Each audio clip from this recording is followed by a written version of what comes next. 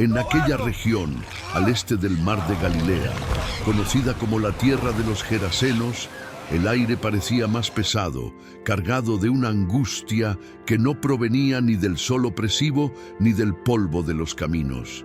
El origen de este malestar residía en las tumbas excavadas en las colinas, un lugar que los vivos evitaban y que los muertos ya no percibían.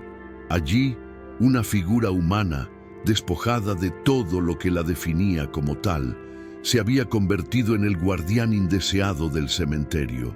No tenía nombre para los lugareños, era simplemente el atormentado, una fuerza de la naturaleza que gritaba a la luna y al sol con igual furia. Vivir entre las tumbas no era una elección, sino un reflejo de su alma. Estaba muerto por dentro y su cuerpo simplemente vagaba entre los difuntos, un espectro de carne y hueso. Muchas veces, los hombres de bien de la ciudad, movidos por una mezcla de miedo y un toque de compasión, intentaron rescatarlo de aquel abismo.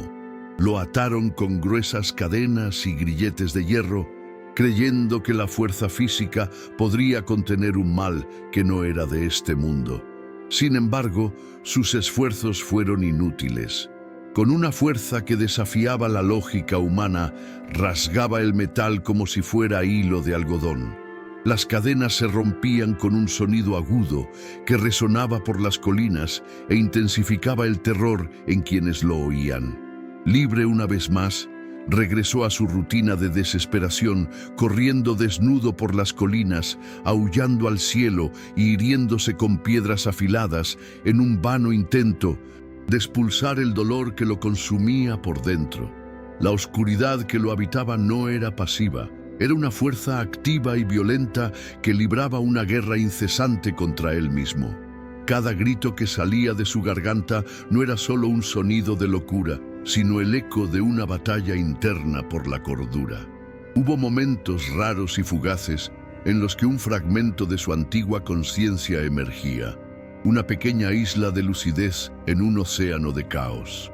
En esos momentos, vio sus propias manos ensangrentadas, su cuerpo desnudo y herido, y el terror que sintió no era de los demonios, sino de sí mismo, del monstruo en el que se había convertido. Había olvidado el sonido de su propio nombre, el rostro de su madre, la sensación de hogar. Su identidad había sido aniquilada y reemplazada por un coro de voces que solo conocían el odio y la destrucción. Para los habitantes del pueblo, ya no era un hombre, sino un monumento al miedo. Su historia se contaba en susurros para asustar a los niños descarriados, y los pescadores del lago alejaban sus barcas de aquella orilla maldita. La compasión que una vez sintieron se había desvanecido, reemplazada por un pragmatismo cruel nacido del terror. Era un problema irresoluble, un peligro constante que desafiaba el orden de la comunidad. Sus grilletes rotos eran testimonio no solo de su fuerza, sino también de su impotencia.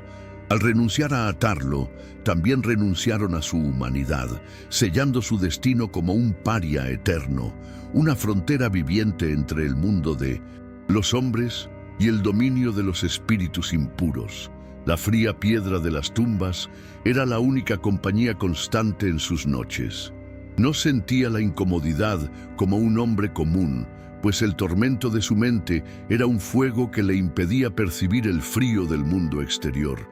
Había una lógica terrible en su elección de morada. Se veía impuro, maldito y olvidado por Dios y los hombres. ¿Y qué lugar sería más apropiado para una criatura así que entre los restos mortales de los ya desaparecidos?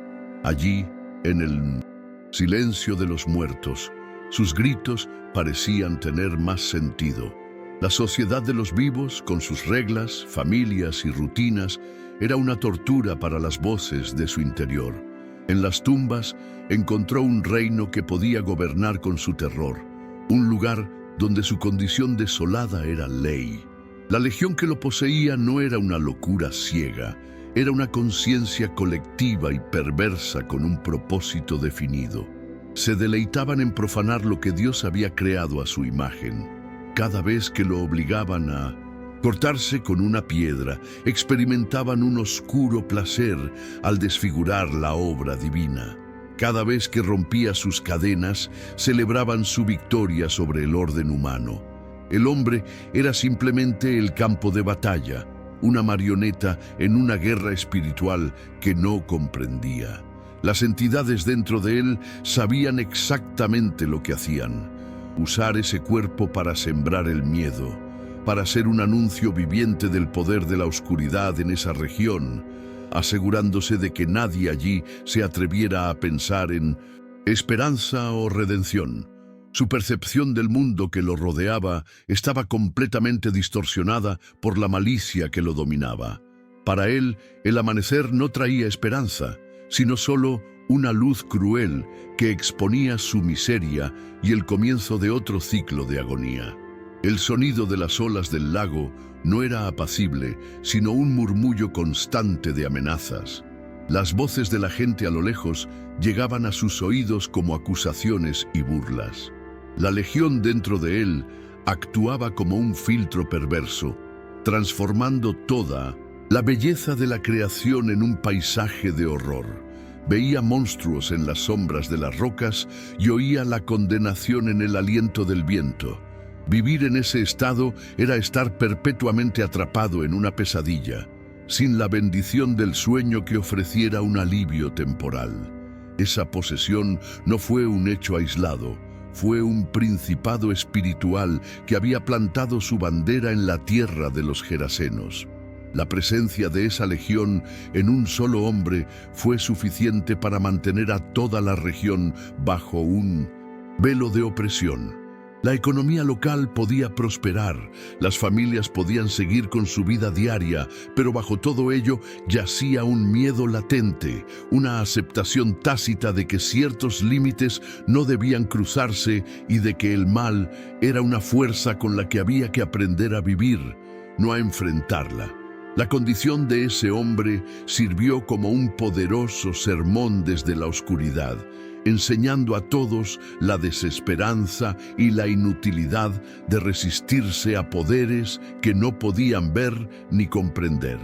Le habían arrebatado el concepto de tiempo junto con todo lo demás. No existían ayer ni mañana, solo un presente continuo y sofocante, lleno del mismo ciclo de gritos, dolor y agotamiento. La legión dentro de él se aseguró de borrar cualquier recuerdo de una vida anterior, cualquier recuerdo de afecto o normalidad, pues la memoria es la semilla de la esperanza. Sin un pasado que anhelar y sin un futuro que pudiera ser diferente, estaba completamente atrapado. La estrategia del mal era completa: crear un infierno tan absoluto en el presente que la idea misma de la liberación se volviera impensable, una categoría que su mente torturada ya ni siquiera podía formular ni desear.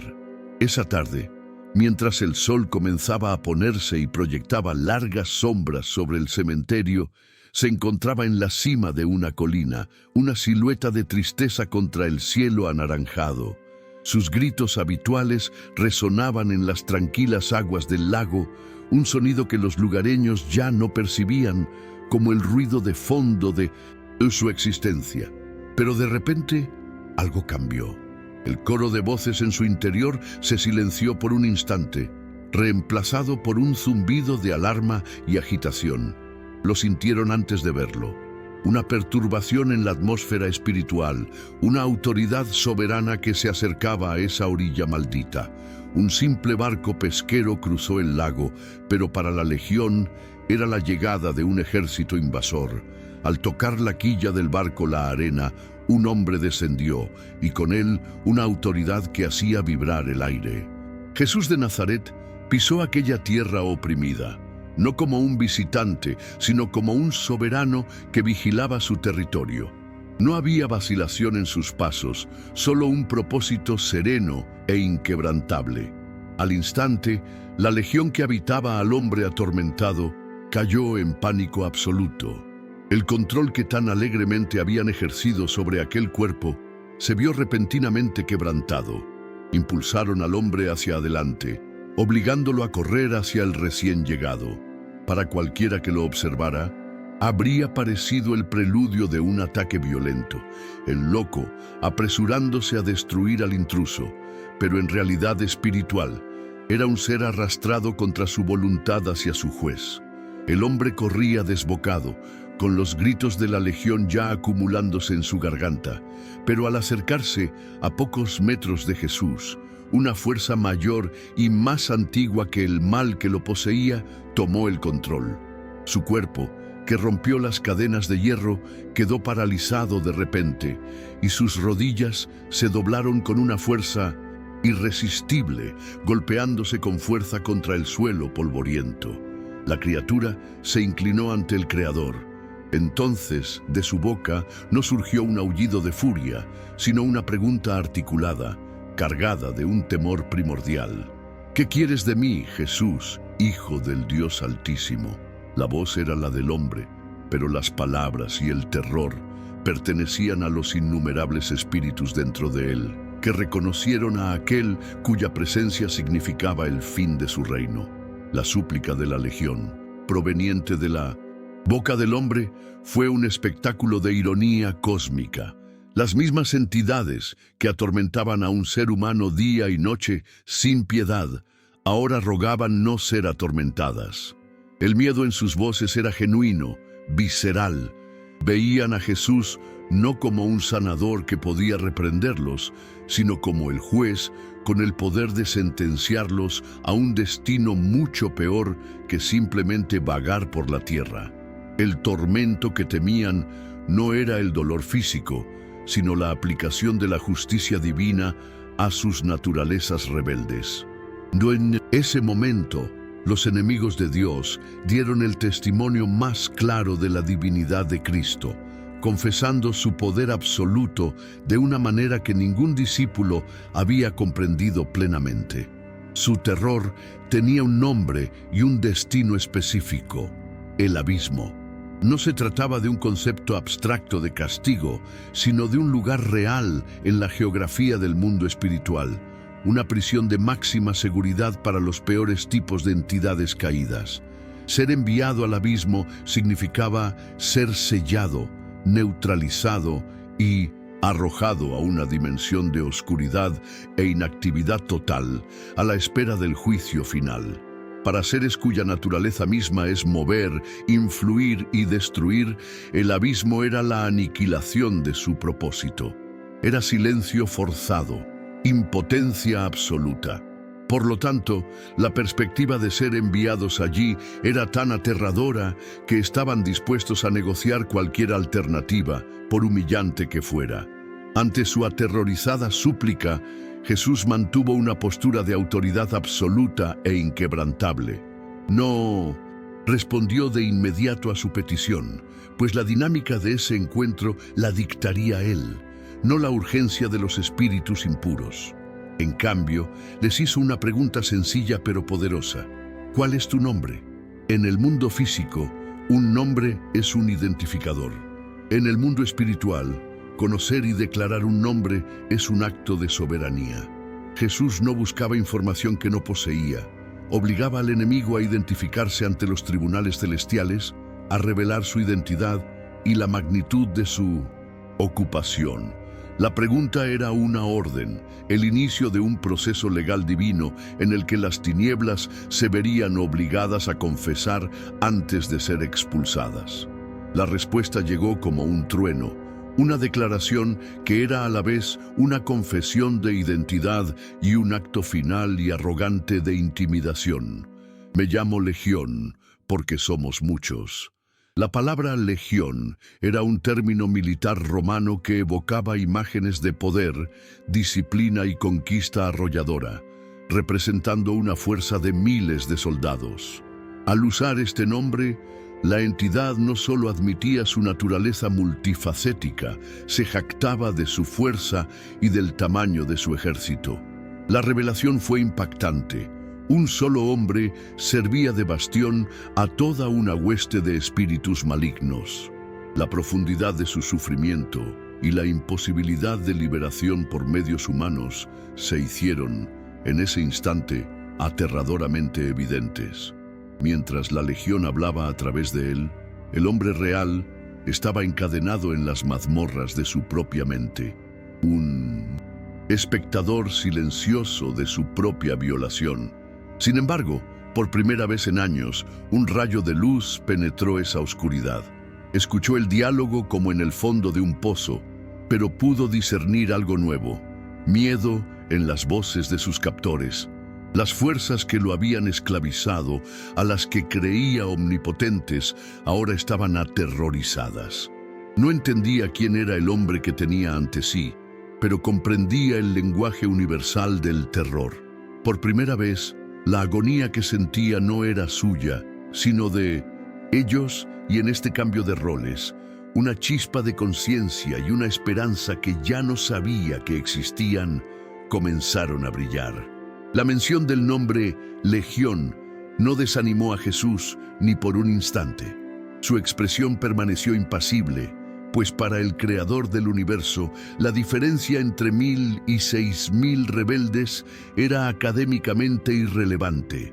Al ver que la intimidación había fracasado, la estrategia de la legión cambió a una súplica incesante y desesperada. Suplicaron repetidamente, con la voz del hombre convirtiéndose en un gemido agudo e insistente, que no los enviara fuera de aquella región. Su petición tenía lógica. Ya se habían establecido allí y temían ser arrojados a territorio desconocido y, peor aún, al temido abismo. Era la negociación de un ejército derrotado, intentando obtener las mejores condiciones posibles para su inevitable rendición. La escena era ensordecedoramente silenciosa, interrumpida solo por la voz suplicante del hombre arrodillado. Los discípulos de Jesús, que habían soportado tormentas y presenciado curaciones, observaban desde una distancia prudencial, completamente atónitos. Lo que presenciaban no era una curación, sino un pacto de rendición. Observaban a su maestro con una calma que rozaba lo aterrador, vencer no una enfermedad, sino un ejército invisible que había aterrorizado a toda una región. La autoridad de Jesús era tan palpable que el aire parecía denso a su alrededor. Para todos los presentes, tanto en el mundo visible como en el invisible, era evidente que la expulsión no estaba sujeta a debate. La única pregunta pendiente era el destino de los exiliados. Fue entonces cuando la mirada de la legión, a través del hombre, se fijó en un punto más arriba en la ladera. Una gran piara de cerdos, quizá de 2000, pastaba allí, ajena al drama espiritual que se desarrollaba a pocos metros de distancia. Una nueva idea, una alternativa desesperada al abismo, surgió en la mente colectiva de la legión. Vieron la oportunidad de evitar el arresto y permanecer en ese territorio. La propuesta se formuló rápidamente, fruto del pánico y la astucia.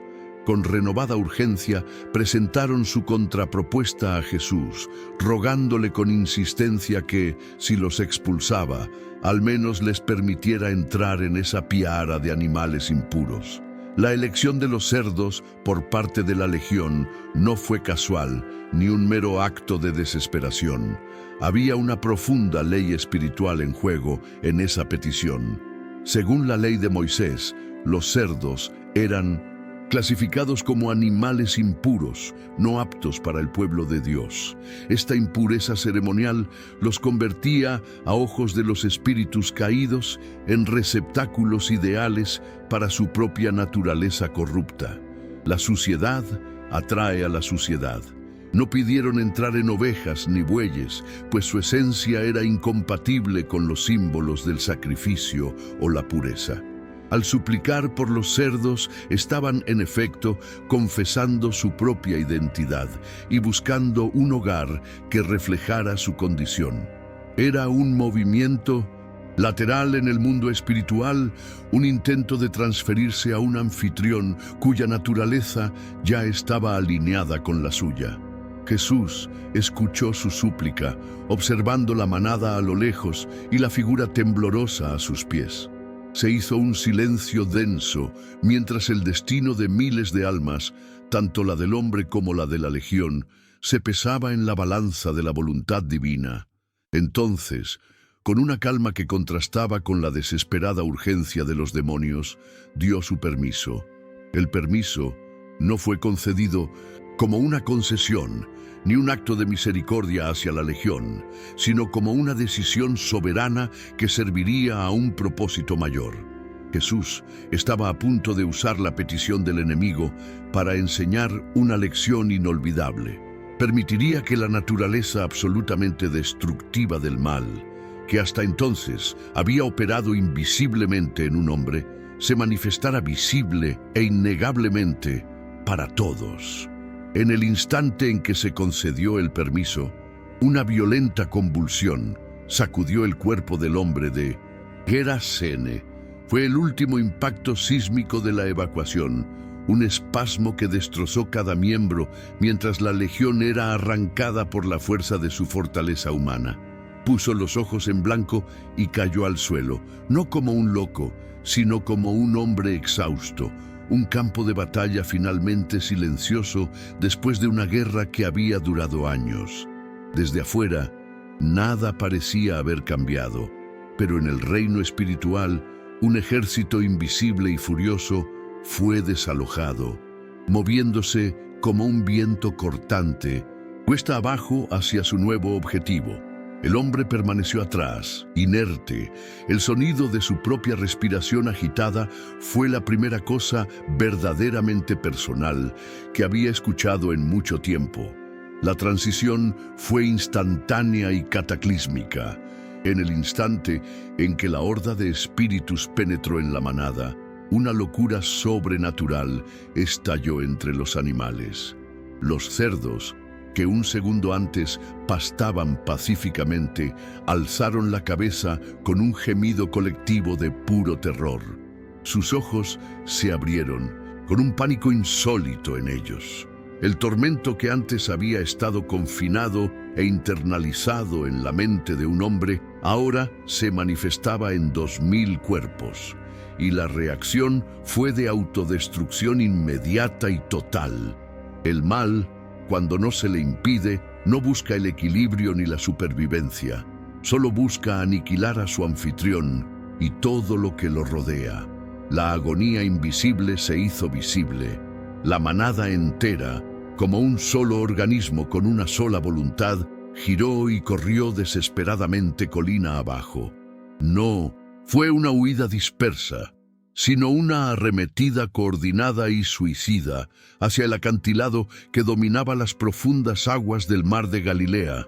El sonido de sus cascos al golpear la tierra era como un trueno, y los agudos gritos de pánico animal resonaron por toda la región, una alarma ensordecedora que anunciaba un desastre inminente. Los pastores que cuidaban del rebaño observaban horrorizados, incapaces de detener la frenética estampida.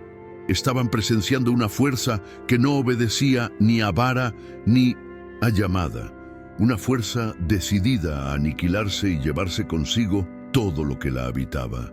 En cuestión de segundos, la tragedia golpeó. El primer cerdo saltó del acantilado, seguido inmediatamente por el resto de la manada, en una cascada de cuerpos que se estrellaron contra la superficie del lago. El agua se agitó violentamente mientras 2000 animales se ahogaban, arrastrados al fondo por la fuerza de su propio pánico. Lo que sucedió allí fue una lección aterradora y gráfica sobre la verdadera naturaleza del mal. El objetivo final de esa legión era precisamente este: conducir el alma del hombre a un precipicio de locura y muerte, ahogándolo en la destrucción eterna.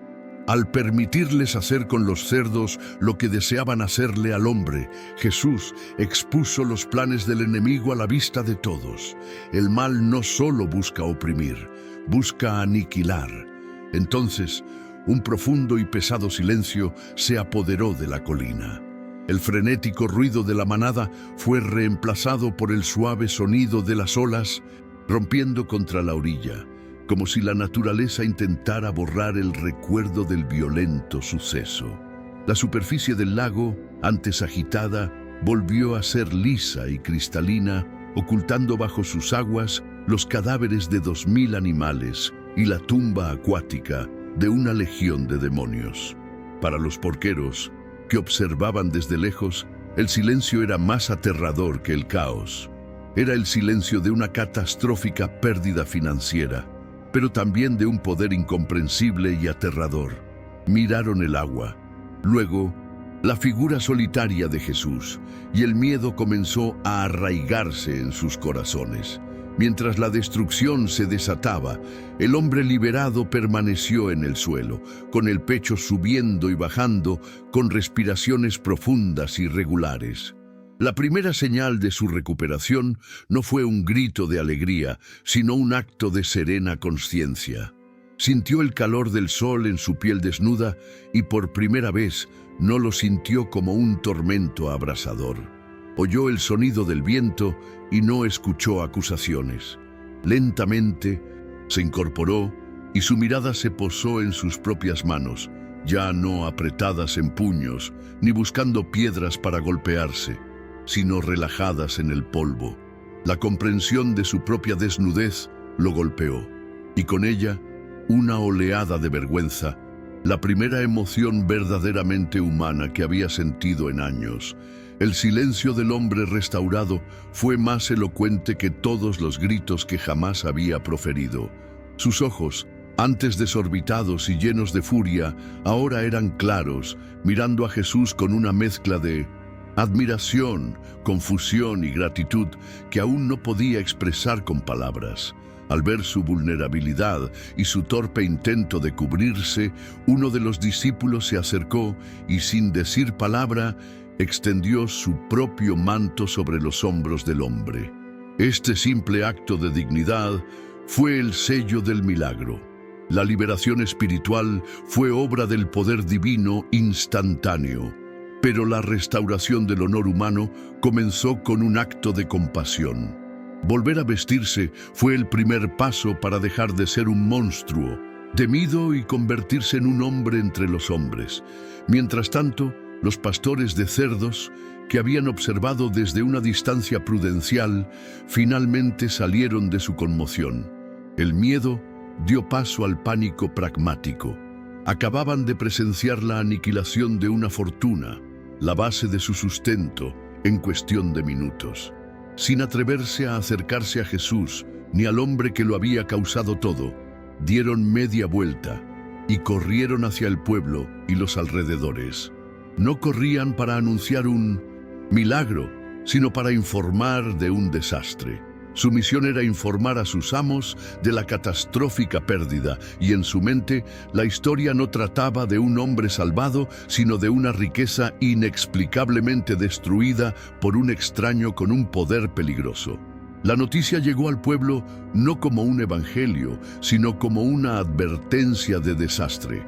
Los pastores, jadeantes y con los ojos abiertos por el terror, inundaron las calles y el mercado, contando su historia a cualquiera que quisiera escucharlos. Pero la narrativa que construyeron fue la de una catástrofe económica, no la de una liberación milagrosa. Hablaron del número exacto de cerdos perdidos, del repentino inicio de la locura, de la huida al precipicio y del silencio que siguió. El nombre de Jesús se mencionó no como el de un Salvador, sino como el detonante de toda la ruina. Así, antes de que ninguno de los habitantes del pueblo viera al hombre sanado, ya se había formado un veredicto en sus corazones, arraigado en el miedo y la pérdida material. Una ola de conmoción e indignación recorrió a la comunidad. Para ellos, la historia del hombre atormentado de las tumbas era una leyenda local, un problema contenido y gestionado por la distancia y el miedo. Sin embargo, la pérdida de una piara entera de cerdos fue una crisis inmediata y tangible que afectó la riqueza y la estabilidad de muchos. Impulsados por una curiosidad morbosa y una ira creciente, un gran grupo de personas comenzó a abandonar el pueblo, caminando apresuradamente hacia ese lugar maldito que siempre habían evitado. No venían a buscar un profeta ni a presenciar la gloria de Dios. Venían como acreedores furiosos para confrontar al hombre que, en su opinión, les había costado una fortuna. Cuando la multitud llegó al lugar, el arrebato de ira se vio frenado por una escena que superó por completo sus expectativas. Habían llegado preparados para el caos, quizá para encontrarse con el loco aún furioso o para confrontar al extraño en medio de un extraño ritual. En cambio, encontraron una paz desconcertante. Cerca de la orilla del lago se encontraba el predicador Galileo, con una postura de soberana calma. A su alrededor estaban sus seguidores, silenciosos y observadores. Y sentado a los pies de Jesús estaba un hombre vestido tranquilo, con una serenidad en el rostro más extraña e impactante que cualquier grito que jamás le hubieran oído. El enfrentamiento que habían planeado murió en sus gargantas, reemplazado por una confusión desconcertante. La identidad del hombre sereno tardó un instante en asimilarse. Uno a uno, los murmullos se extendieron entre la multitud al reconocerlo. Este era, sin duda, el hombre de las tumbas, la misma persona a la que habían encadenado, que los había aterrorizado durante años con su fuerza inhumana y sus gritos de agonía. Ahora estaba sentado en la postura de un discípulo atento, con la mirada clara y la mente sana. La prueba del milagro era irrefutable, más poderosa que cualquier rumor o testimonio. La transformación fue tan completa, tan absoluta, que parecía imposible. El poder que la había logrado era evidentemente mayor que cualquier cosa que hubieran conocido. Ante la evidencia de un poder tan abrumador, la reacción de la multitud no fue de adoración, sino de un miedo profundo y paralizante. La ira que los había impulsado allí se disipó, pero no dio paso a la alegría por la restauración de un compatriota. En cambio, el milagro de la sanación se vio eclipsado por el milagro de la destrucción que lo acompañó. Miraron al hombre sano, y lo que vieron no fue a un vecino rescatado, sino la prueba viviente de una autoridad capaz de reescribir la realidad. Este poder, inmensurable, controlable y negociable, les aterraba más que la locura del hombre que una vez habitó las tumbas. Sabían cómo lidiar con la locura, pero no tenían idea de cómo tratar con Dios. La raíz de su miedo era fundamentalmente económica y existencial. La curación de este hombre, un marginado que no aportaba nada a la sociedad, les había costado un importante patrimonio económico. En su corazón hicieron una fría evaluación y llegaron a una terrible conclusión. La vida de este hombre no valía ni 2000 cerdos. La presencia de Jesús en su tierra había trastocado su escala de valores, y esto era intolerable. Él representaba una nueva economía, la del reino de los cielos, donde un alma humana valía más que toda la riqueza del mundo. Para una comunidad basada en el comercio y el lucro, esta teología era peligrosa e indeseable. El miedo colectivo se transformó rápidamente en una decisión unánime. Los murmullos se convirtieron en un consenso susurrado que se extendió de persona a persona. Este hombre, Jesús, era una amenaza para su estabilidad. Lo veían no como un liberador, sino como un perturbador. Su presencia les infundía un poder que no querían entre ellos, un poder que podía sanar a un hombre, pero también destruir rebaños, perturbar la economía y exponer la fealdad de sus corazones. Preferían al diablo, que conocían al Dios que no podían controlar, y así llegaron a la conclusión de que la paz que él ofrecía tenía un alto precio, pues exigía un cambio de valores que no estaban dispuestos a aceptar. Entonces los líderes de la ciudad, captando el pulso de la multitud, dieron un paso al frente. Con una formalidad que apenas disimulaba el terror en sus ojos, comenzaron a implorar a Jesús que abandonara su región. Fue uno de los momentos más trágicos e irónicos de su ministerio. Las mismas personas que eran impotentes para ayudar a un hombre en su sufrimiento, ahora rogaban a su único Salvador que los abandonara. No negaron el milagro, simplemente lo rechazaron. Su súplica no era un clamor de liberación como el del endemoniado, sino una petición de que los dejaran solos en su propia oscuridad, con sus posesiones materiales intactas y sus prioridades mundanas inalteradas. Jesús miró los rostros aterrados de la multitud, y en su mirada no había condenación, sino profunda tristeza. No ofreció argumentos, ni defendió sus acciones, ni intentó convencerlos del error de sus caminos. Había venido a liberar a los cautivos, pero no impondría la libertad a quienes preferían sus cadenas. El reino de Dios avanza no por la fuerza, sino por la aceptación. Al pedirle que se fuera, los gadarenos estaban tomando una decisión soberana, y Jesús honró esa decisión, por trágica que fuera. Sin decir palabra, se dio la vuelta y regresó a la barca, dejando atrás no solo una ciudad, sino una oportunidad de redención que habían cambiado por miedo y cerdos. La multitud observó en silencio cómo Jesús se alejaba, con una sensación colectiva de alivio mezclada con una innegable punzada de vergüenza. Habían conseguido lo que deseaban. Su normalidad, su economía, su paz inquietante se restauraban. Pero para un hombre, la partida de Jesús no significó paz, sino pánico. El hombre que había sido sanado, que se había sentado en silenciosa adoración, vio alejarse a su libertador y sintió un terror escalofriante. La idea de quedarse atrás, en la misma tierra que lo había rechazado y ahora rechazaba a su Salvador, era insoportable. La cordura que acababa de recibir se sentía frágil y la asoció por completo con la presencia de este hombre. En un ataque de desesperación, el hombre se levantó y corrió hacia Jesús, alcanzándolo al borde del agua. Cayó de rodillas de nuevo, pero esta vez no por una fuerza externa, sino por su propia y humilde voluntad. Aferrado a las vestiduras de Jesús, hizo la petición más importante de su nueva vida: déjame ir contigo. Era la súplica de un alma recién nacida que temía quedarse sola en la oscuridad. Para él, la seguridad, la cordura y la esperanza ya no residían en un lugar ni una comunidad, sino en la persona de su libertador. Ir con Jesús era lo único que tenía sentido, la única manera que concebía de asegurar que la legión nunca regresara a reclamar lo que les pertenecía. Jesús se detuvo y miró al hombre, y su mirada no fue de compasión por su fragilidad, sino de confianza en su recién descubierta fuerza.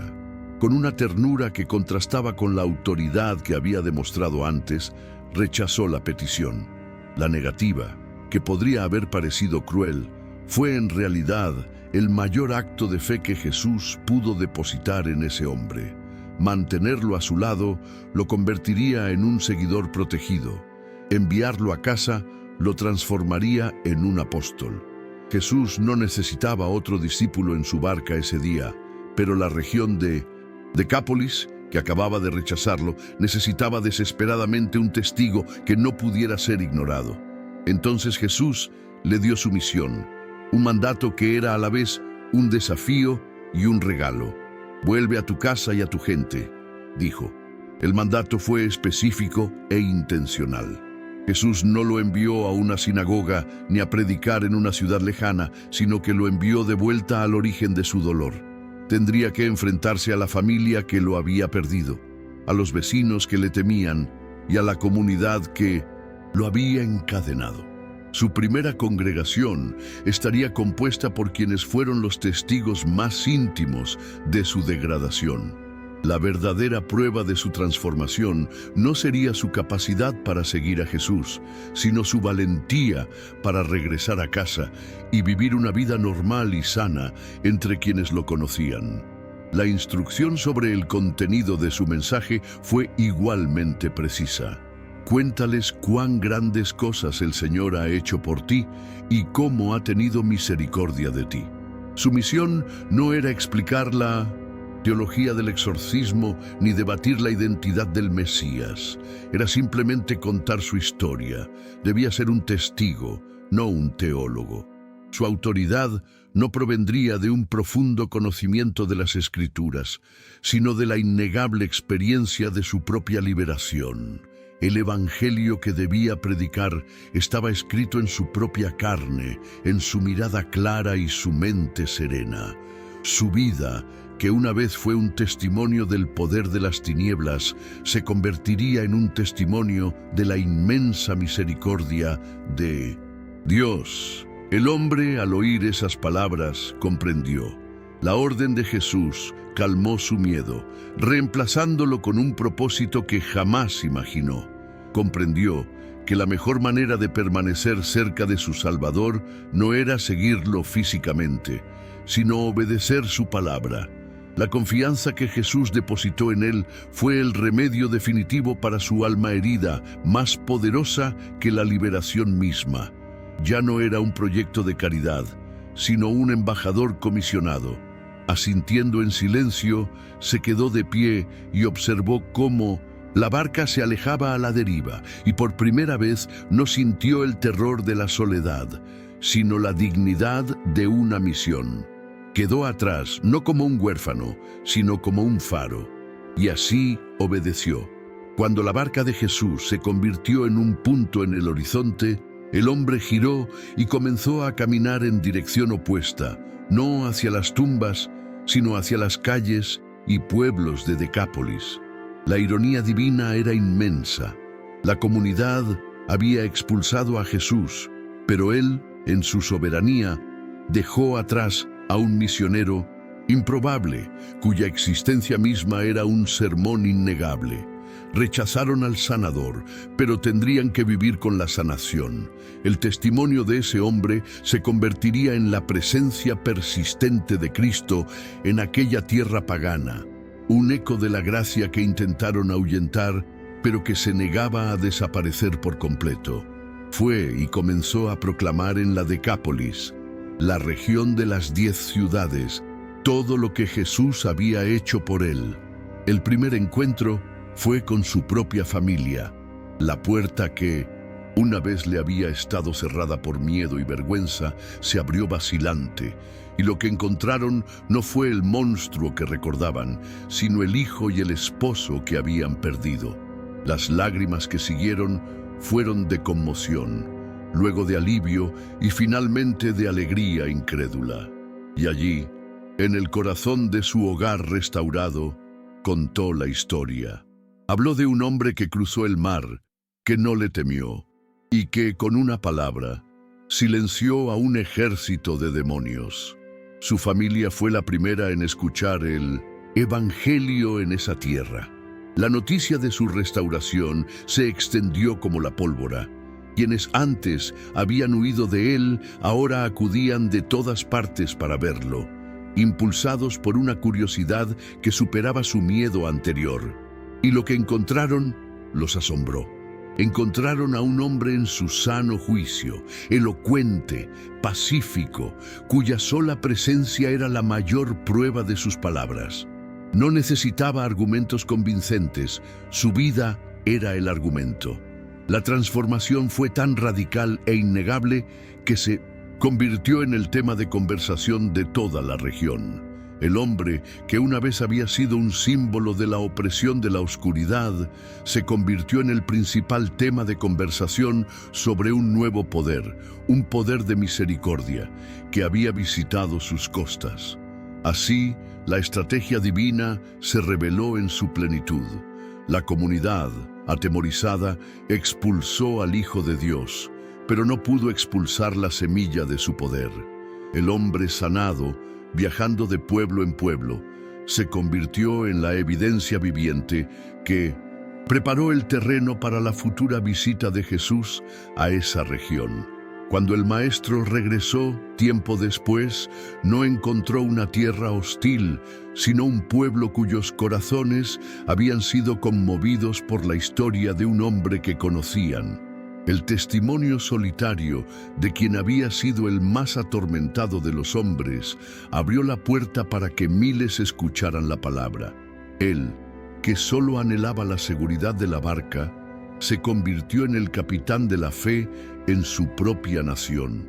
La historia, que comenzó con un hombre clamando entre las tumbas, terminó con toda una región maravillada por la misericordia de Dios. Fue un evento que lo reveló todo: la naturaleza destructiva del mal, la soberanía absoluta de Cristo, el temor de los corazones materialistas y el poder transformador del testimonio obediente. Ese día, en la costa de Gerasa, 2 súplicas se dirigieron a Jesús. Una comunidad le pidió que se fuera y un hombre le pidió que se quedara. Al conceder la primera petición y negar la segunda, Jesús demostró la misteriosa sabiduría de sus caminos, demostrando que incluso ante el rechazo, Él siempre encuentra la manera de establecer su reino.